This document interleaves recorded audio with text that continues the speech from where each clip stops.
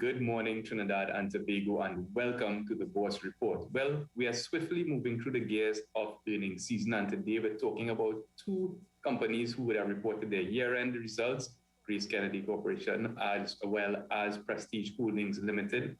On different ends of the spectrum, given the woes of the pandemic, one company benefiting a bit more than the other.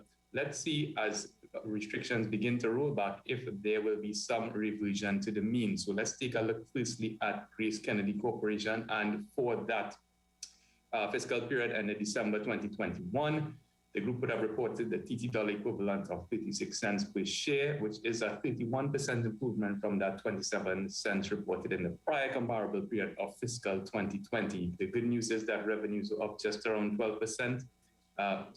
Revenues overall were up 12% from 5 billion to 5.6 billion, and profit before taxes overall were up 20% from 424 million TT equivalent to 510 million TT equivalent, with net profit attributable to equity holders increasing from 271 million to 358 million TT equivalent. When we take a look at some of the major segments, we can see the major move on shaker was that improvement in food trading, which was up 40% in terms of profit before tax from 170 million TT equivalent to just around 238 million. The insurance segment, which is a much smaller overall contributor to profit before taxes of the group, up 34% from 44 million to 59 million TT equivalent. Otherwise, there was some marginal declines in the banking and investment segment, as well as a modest gain in that money services segment for Grace, but there has been, as the audience can note, a very nice upward trend in terms of profit before taxes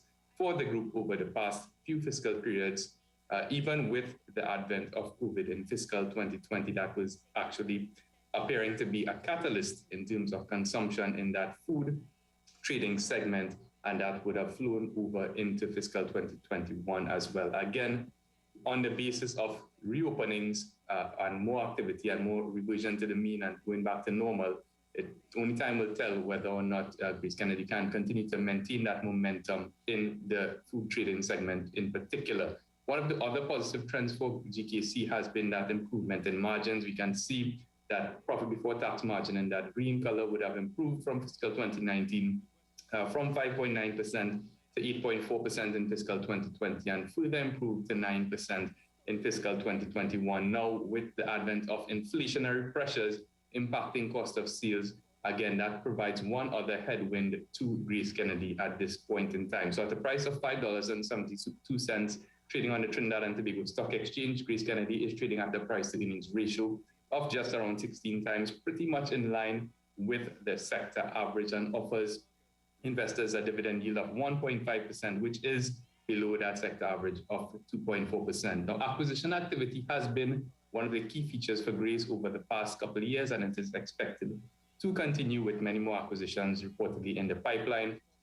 Improved margins are a positive driver also, but this has to all be tempered with inflationary concerns, which could affect its food trading segment, which accounts for the lion's share of Grace Kennedy's overall revenue generation, and of course financial market volatility, which could adversely affect its financial services segment as financial markets deteriorate. And certainly that has been the case thus far in the first couple of months of fiscal 2022. So on that basis, we're going to maintain a market weight rating on Grace Kennedy for the time being. Turning quickly to Prestige Holdings, and for its fiscal year ended November 2021, the group would have reported a diluted earnings per share of 45 cents, which was a wider loss than the 29 cents loss reported in the prior comparable period of fiscal 2020. Revenues down just around 20% from 896 to 712 million.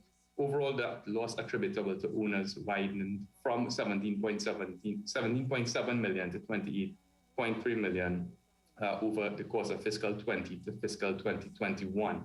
Now, that revenue trend would have continued on a downward path over fiscal 2020 and fiscal 2021. In fiscal 2020, there was a 20% odd decrease from 1.1 billion to 897 million, and that would have further decreased from 897 to 712 million in the fiscal 2021 period on account of fairly significant number of these closures forced by the pandemic restrictions over the course of fiscal 2021. Now, certainly that is not going to be the case based on the recent easing of restrictions and moving from the supposed pandemic to endemic stage over the course of fiscal 2022. So certainly that should be a positive driver for Prestige Holdings in the upcoming fiscal year. Now, one of the good factors is even with inflationary pressures, Prestige Holdings Limited has managed to maintain its gross profit margins at around that 32 to 33% range.